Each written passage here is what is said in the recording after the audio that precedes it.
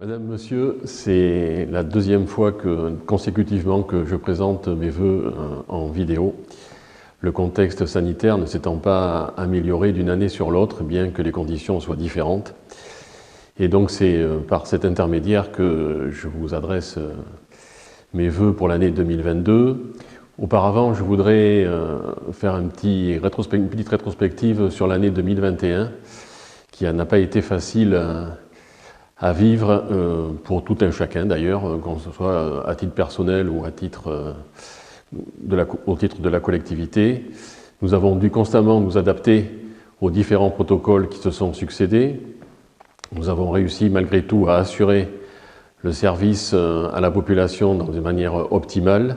Cela n'a pas été sans mal et tous les agents de la collectivité se sont mis à disposition de toutes les directives et les contraintes qui nous étaient imposées.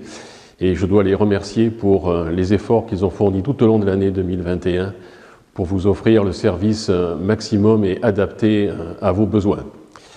Je voudrais dire aussi que nous n'avons pas été inactifs au niveau des actions de la commune.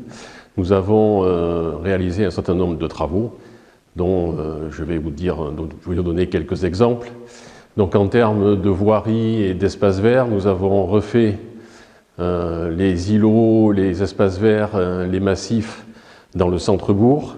Nous avons procédé à la réfection du stade et en termes de bâtiments, nous avons également refait la toiture de la mairie. Nous avons aussi en termes d'équipement des bâtiments publics, nous avons modernisé la ruche en termes de vidéo, en termes de Wi-Fi, de manière à ce que l'on puisse procéder dorénavant en visioconférence, ce qui n'était pas prévu forcément au début de notre mandat. Mais nous avons dû mettre en place ces dispositifs. Nous avons équipé également la ruche, la salle de spectacle d'un écran qui permet de visionner des films. Il y a eu aussi, dans le cadre de l'Opération Lumière, festival de théâtre que nous accueillons, une pièce de théâtre jouée par une troupe qui a associé écran et jeu sur scène. Donc nous avons également procédé à la modernisation et à compléter le dispositif de démocratie participative et de communication en mettant à votre disposition l'application Maire et Citoyen. Nous sommes aujourd'hui 500 à être inscrits sur cette plateforme et je vous en remercie et j'appelle tous celles et ceux qui ne sont pas encore inscrits à le faire car cette plateforme va être appelée dans les mois qui viennent à vous consulter et à avoir votre avis sur un certain nombre de sujets importants pour la collectivité. Parallèlement à ça, le service enfance-jeunesse n'est pas resté inactif. Il a été mis en place un blog pour le suivi par les parents de toutes les activités dans le cadre de l'accueil périscolaire, que ce soit le mercredi, ou de l'accueil extrascolaire pendant les petites et les grandes vacances scolaires. Comme ça, les parents peuvent suivre et savoir ce que font leurs enfants dans la journée. Nous avons également procédé à l'instauration d'un groupe de travail pour la mise en place du projet de futur City Stade et Skatepark. Nous avons fait un appel à candidature auprès de la jeunesse et des parents. Donc il y a un groupe de travail qui s'est constitué et qui a permis d'élaborer un projet construit avec les adolescents et les parents qui ont pris une part active également à ce travail. Aujourd'hui, nous avons une réponse concernant la réalisation du City Stade et le skatepark. La réponse concernant l'entreprise qui le réalisera interviendra d'ici quelques mois. Donc tout cela, c'est un travail qui a été très long et très minutieux et je remercie toutes celles et ceux qui ont participé à ce groupe de travail car vraiment c'était très enrichissant. Les élus qui faisaient partie de ce groupe de travail m'ont dit que vraiment c'était très constructif et que tout le monde était très impliqué non seulement sur la réalisation de cet équipement mais aussi sur son utilisation future avec une très grande responsabilité. Donc je vous en remercie. La commission vie associative n'est pas restée inactive malgré des contraintes particulièrement sévères pour les activités des associations. Donc beaucoup d'activités, beaucoup d'événements ont dû être annulés en 2021, ce qui pouvait occasionner des difficultés financières pour certaines associations. Aussi, la commission a mis en place une ligne budgétaire Subvention exceptionnelle destinée à pallier aux difficultés qui pouvaient naître de l'annulation des manifestations où certaines associations ont dû avancer des frais qui n'ont pas pu être remboursés. Donc nous avons ici mis en place cette ligne budgétaire particulière, évidemment dans le respect des règles de rigueur que vous connaissez tous. Et donc je remercie la Commission pour le travail qui a été fait de dentelle vis-à-vis des associations qui ont fait appel à nous à 3 ou 4 reprises dans le cadre de cette ligne budgétaire. La programmation culturelle a également été perturbée, malgré tout le travail qui a été fait par la Commission Culture et Animation Communale, mais cependant, il y a pu y avoir un certain nombre d'événements qui ont pu être organisés et qui ont rencontré un franc succès. Voilà pour l'année 2021, mais en fait, l'activité communale continue, ne s'arrête pas le 31 décembre pour reprendre le 1er janvier, c'est une activité continue. Et je voudrais dire que nous sommes en voie de consulter les entreprises pour la réalisation de la liaison douce le long de la RD 108 entre le chemin de la Cime et le chemin du Château. Donc nous sommes en train d'obtenir l'aval technique et financier du conseil départemental puisque cette liaison douce longe la route départementale et que nous avons passé par le centre routier départemental et la direction des infrastructures du conseil départemental pour pouvoir engager les travaux. Ceci est en bonne voie. Nous avons une réunion pas plus tard que cette semaine pour valider l'ensemble du tracé et des caractéristiques techniques de cette réalisation. Donc l'année 2022 sera celle de la réalisation de cette liaison douce qui va permettre à un grand nombre d'habitants le long de cette voie de pouvoir cheminer tranquillement et en sécurité jusqu'au centre-bourg. En 2022, nous procéderons à l'installation des caméras de vidéoprotection sur un certain nombre d'équipements, sur un certain nombre d'endroits de la commune. Le travail préparatoire a été effectué en 2021 et vous avez été également interrogé sur ce que vous pensiez de cet équipement sur l'application Maire et Citoyen. Il en a été de même pour pour la modernisation de l'éclairage public avec extinction nocturne ou pas, ou baisse d'intensité dans certains endroits de la commune. Tout ceci va être mis en place également avec le syndicat départemental d'équipements électriques de la Gironde, qui est notre maître d'œuvre en matière d'éclairage public. Nous allons continuer notre action concernant la convention d'aménagement de Bourg, où le travail a été accompli par le comité de pilotage, a été extrêmement fructueux, mais vraiment très dense. Nous sommes aujourd'hui dans la phase de calibrage et de planification de cette réalisation qui va prendre 3 ans.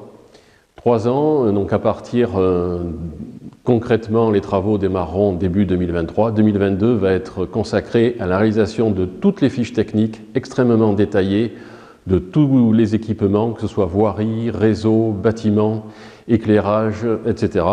Ce qui prend un temps très très long, puisqu'il faut que la validation passe par le conseil départemental, tant en termes techniques que de contraintes environnementales, etc. Et nous devons procéder au préalable à des études de sol et diagnostic réseau, ce qui prend du temps.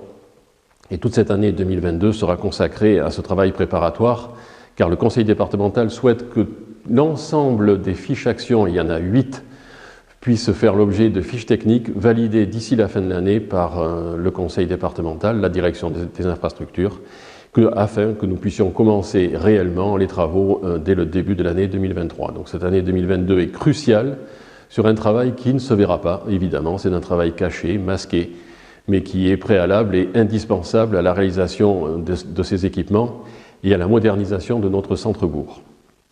Parallèlement à ça, nous menons également les études concernant l'aménagement de la plaine des sports, puisqu'avant de procéder à la démolition de la salle des fêtes et des ateliers municipaux, nous devons construire un centre technique municipal et construire également un bâtiment qui va remplacer la salle des fêtes pour les associations.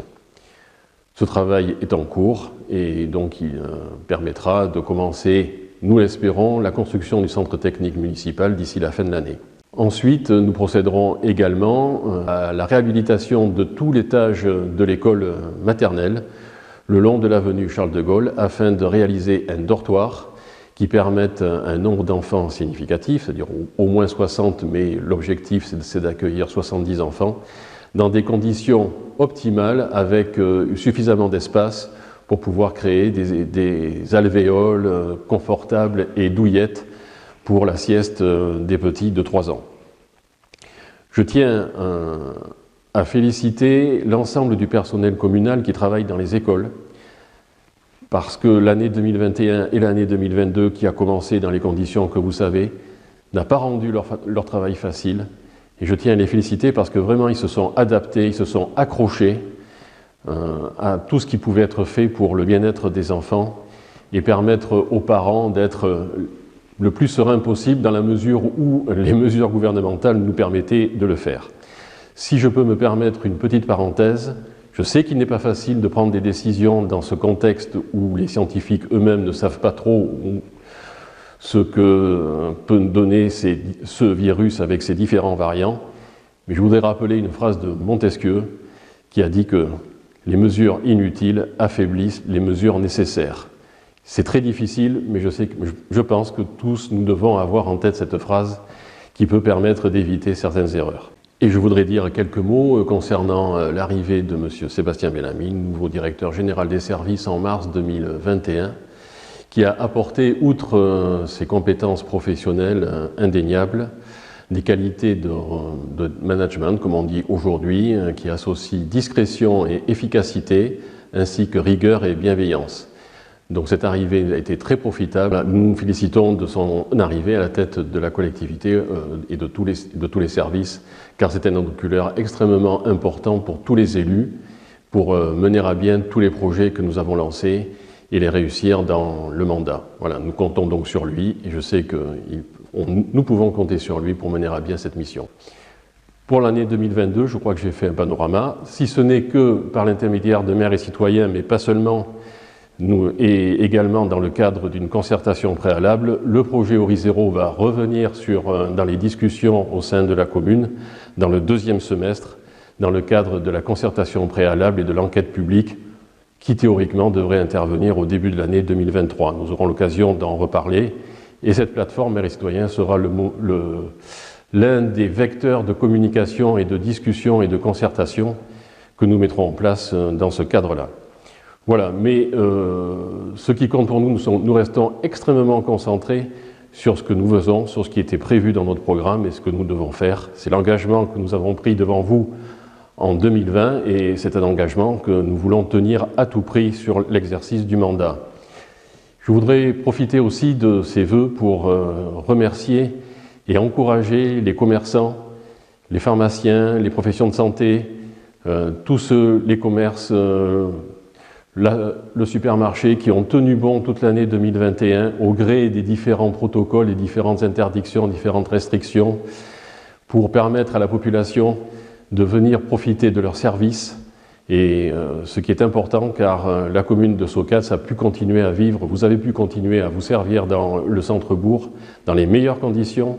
Les conditions de santé, les conditions sanitaires ont été respectées par l'ensemble des professionnels et donc je tiens à remercier, à féliciter, à les encourager pour continuer parce que je pense que ce n'est pas encore terminé. Hélas, nous n'avons pas fini encore avec ce virus qui prend des formes différentes tous les 3-4 mois.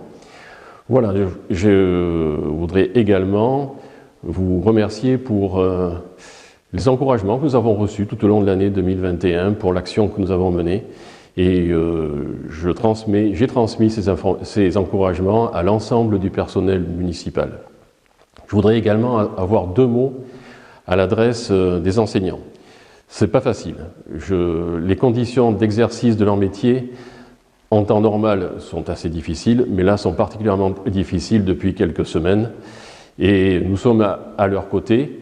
C'est pourquoi j'ai pris la décision, avant même que le Premier ministre ne la prenne, de fournir des masques FFP2 à l'ensemble des enseignants de maternelle, de façon à ce qu'ils aient une protection optimale, sachant que les enfants de maternelle n'ont pas de masque et qu'ils sont également porteurs du virus, même s'ils ne sont pas malades.